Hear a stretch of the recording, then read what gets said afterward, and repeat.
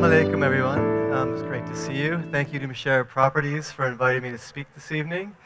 And another congratulations to Meshal and the QGBC team for launching yet another great Qatar Sustainability Week this year. I'm Jason Twill, Director of the World Cup program at Qatar Foundation, where we have a dedicated team in service of supporting the Supreme Committee and the state of Qatar and helping shape a profound legacy for the country's hosting of the World Cup next year. Tonight, I'm going to talk to you a little bit about the future of sustainability and kind of a glimpse on the horizon and where we're at today. So very kind of global discussion points that picks up on and echoing everything that Meshal just talked about specific to this country and the movement around sustainability. It'll be followed by a short video with some leaders in the region that will talk about their vision for this concept of regenerative, which is a movement kind of starting to push the boundaries of sustainability globally right now. And we'll talk about the World Cup, which is an amazing event, and we have followed by an amazing speaker after me we'll talk about. So just a moment to reflect a minute about the miracle and fragility of life on our one shared planet. 4 billion years of evolution on this blue marble, the water planet, where we live just the distance from the sun, which scientists call the Goldilocks zone. So it's not too hot, not too cold, to enable the conditions for life to evolve on this planet. Yet, we find ourselves in 2021 within a geologic epoch that scientists call the Anthropocene, meaning that human activity on this planet is fundamentally changing planetary systems or Earth systems, like our oceans, with coral reefs predicted to be dead by the end of this century. Which is a profound issue because I take a deep breath. The first breath I take comes from the oceans. The second breath I take comes from the world's forests. The two of them together combine to form the oxygen cycle of our planet and the water cycle of our planet. These are huge issues. We all have the global trash problem, which I know there are many leaders in this country, including our students at QF, and other entities across the country that are doing a lot of beach cleanups to deal with this issue. But this is something innovation is happening around the world in this, but it's something we have to address. And then, of course, we have pollution, air quality, of which carbon emissions plays a critical role in that discussion point. And then we now have a whole generation dealing with not just the planetary health issues or human health issues related to these issues we're talking about, but mental health. You have this emergence of climate grief and eco-anxiety that are pervading the mindset of a generation that's become, I guess, attuned to the new normal climate reality we're dealing with, because they're growing up in a world where extreme heat has become normal. Flooding has become normal. Bushfires and forest fires around the world are becoming normal. And ocean acidification, they're seeing the impacts of climate change. There's going to be in 2 weeks from now, COP26 is happening. And all those scientists in the IPCC report, Assessment 6, you should read it. It said Code Red. We've been Code Red for a long, long time. And the impacts of climate change are accelerating probably 70 years faster than predicted originally. So the science continues to evolve, and the impacts we're feeling in real time. So again, 2021, the source of these issues I just talked about go back at least to the origin of the Industrial Revolution, going back over 100 years. But the modern sustainability movement is probably about 4 decades old in the way we talk about it, in the way that industry, government, schools talk about sustainability. You heard the definition at the beginning of the conversation. It comes out of the 1988 Brundtland Accords, using resources today in a manner that doesn't prevent future generations from using those resources, which is enshrined in QNV 2030 and NDS 1 and 2. It's a crucial statement because it's broad, but we're not delivering on that promise to the generations behind us. And we have to think about a new paradigm that reaches beyond where we're at today, because we're not, the governance around this issue, technologies, all the work that's been happening around the world isn't enabling humanity to respond to these crises at a speed, magnitude, and scale to commensurately address the challenge we're dealing with. So there's a dialogue here around this trajectory where we're on, right? And we hear different definitions of sustainability. This is how I've been trained on it, and trying to cultivate thinking around this within this region here. And looking towards that far right is regenerative. But this is the trajectory of ecological knowledge. It's been around for about 15 years as a way to look at the different dimensions or thresholds of how we measure sustainability. This left-hand column, the left-hand side is conventional. It's basically law. It's code. If you do anything this way, it's against the law. Then you go this way towards green. And this is going from law to green, where we are today, has been Herculean efforts. All the incredible work that's been done in this country with Qatar Green Building Council or GORD or other sustainability entities and the ministries to push industry, government, education, awareness around this topic has moved the needle. But it's not quite as far as sustainable, which is a neutral impact. So we're pushing towards that net zero dialogue you're hearing in the global dialogue in the UN and everyone else. Sustainable, and the easiest way to define that, if you can do it forever, it's sustainable. The ability for life to sustain itself. On the other side of that vertical axis point, you have restorative, where you actually, if you're making something or building something or providing a service, you're actually improving the health system of plants, of a community, of people. You're restoring a water aquifer. You're cleaning the air. You're actually contributing something positive, not just mitigating over here, but making something better. And then regenerative is basically how the rest of life operates on this planet. Life creating conditions conducive for life. So we need to be on the other side of sustainable. And it's not something that happens overnight. This is an evolution of how we think about this topic and how we change the way we address solutions to deal with these issues. And one of the reasons we need to be on the other side is because we have this issue of Earth Overshoot Day. It's just basically a bunch of incredible scientists in the early 1970s, led by an amazing human being named Donella Meadows at MIT, and published through the Club of Rome a report called Limits to Growth. And it was the first time the scientific community had gathered evidence that humanity was consuming resources faster than the planet could regenerate those same resources any given year. So every year we have a date in which we surpass the biological capacity of our planet, meaning every day after that date in a given year, we're consuming a theoretical another planet's worth of resources. You'll see 2019 was August 1st, so every day after August 1st in 2019, we were consuming other planet's resources. 2020, COVID. We like to say Mother Nature sent us to our rooms. We weren't moving around as much, we weren't flying as much, commerce slowed down. We all felt the impacts of that personally, economically. And that's what happens, the correlation between human economies and planetary health. It went reverse for the first time in many years to August 22nd. But we talk about building back better after this pandemic. We talk about snapping back to a new reality and shaping a new future for us. But July 29th was the date for 2021, and we haven't really fully rebounded yet from the pandemic, and it's already the earliest date humanity's reached ecological overshoot. So it's an important one to think about. Climate change and carbon emissions make up the main profile of that, but it holistically looks at how much hectares of land is required to support one's way of life. So it looks at food, how you travel, your clothing, your furniture, the size of your home, holistically. So a lot of us in the movement call it the true north measurement of sustainability.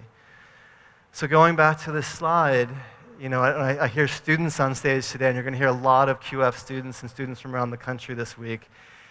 It's such an exciting time to be alive and hear from these incredible young leaders about the biggest opportunity humanity's ever had to create transformation on the world stage. You know, you have going from here over to here is all about human potential. And the Qatar Foundation's tagline is unlocking human potential. Right? So education is a core aspect of that. Right? And we have incredible leadership in our pre-university schools. Our students are going. We have the world's largest event coming here next year. And I've been privileged to support a few organizations that look at transformation through sport. And you've had an incredible 11 years of transformation happening to get ready for this event. The Supreme Committee has embraced sustainability at its core. It will be the most sustainable World Cup in history, and hopefully will lead to future more sustainable World Cups. But sports is a powerful mechanism. You're hosting the entire world here next year. right? And showcasing your values to the world, your heritage, your culture, your progressive vision for the country. It's an incredible platform for change. It's not just an event to watch football matches for a month. It's a launching pad for national transformation, which has begun the day that this country won the bid. So that's why I came to this country to work here, and I feel lucky to be at the Qatar Foundation, lucky to be in service of this country's vision, because it's an incredibly exciting place to be in the world right now with all this happening. And you're going to hear from leaders around the world right now, around the region, about how they're thinking about a vision for MENA around this topic, and then you'll hear from one of my colleagues and friends at the Supreme Committee to build on that vision of how the World Cup can transform the future of this region. So bear with me on the video, and shukran, thank you for letting me share tonight.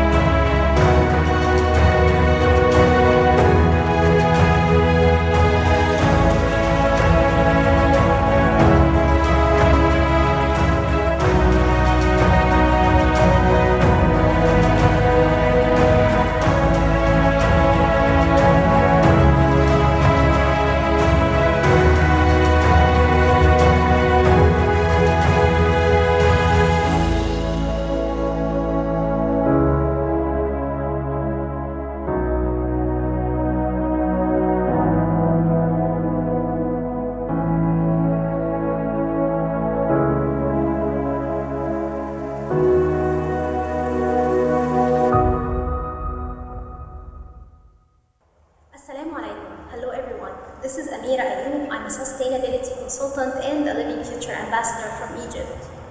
We all seek a better future for our children, considering the quality of life, education, and financial stability. But what about envisioning a beautiful future with a better air and water quality? A future with less extreme events like storms, floods, hotter temperature, and infectious diseases. The MENA region is the least contributor to global climate change. However, it is one of the world's most exposed regions to its impacts. That's why we need to prepare and develop a high level of climate resiliency through a regenerative approach. We need to shift our ways towards an interconnected, a process-oriented, a whole system approach where we can restore, renew, and regenerate our resources. We still have time to do this, and our world can recover itself. However, our time is very limited. This is a call to action. We all have work to do to develop ourselves, our communities, to transform our entire ecosystem and the land that we are part of. And if we want to consider our biggest challenges as opportunities, we need disruption, we need mindshift, we need creation, we need collaboration. Join us to regenerate MENA, creating a living future and sustain life on this planet. Assalamu alaikum. My name is Hamouda Youssef. I'm the Advisor of Technical Affairs at the Qatar Green Building Council and a Living Future Ambassador. For decades, we have been in a journey to sustain our lifestyle by balancing our social, economical, and environmental needs in an effort to fight climate change. But it's inevitable to realize that this is not enough, and we need to do more. Looking back into history, we can learn a lot from our ancestors. We live in the region that have seen the rise of the first human civilizations, that thrived and regenerated for thousands of years, being in harmony with its nature, unlocking the potential of its humans, and adding huge amount of knowledge that we are still utilizing today. Fast forward to our present, we are facing huge amount of challenges, not just from climate change, but post-pandemic, post-conflicts, to name a few. So if we're really serious about building back better and thriving for our future, we need to act differently. We need to rethink how we design, how we build, how we consume. And to do so, it's not enough to sustain what we have right now, but we need to be proactive into regenerating our capacity, regenerating our ecosystems, regenerating our resources. And that's the core of regenerative capacity. We need to think of our present, our future, in a regenerative manner. Start today and ask, what can I do more? How can I commit to change? How can I commit to collaborate and advocate? Can I commit to learn more?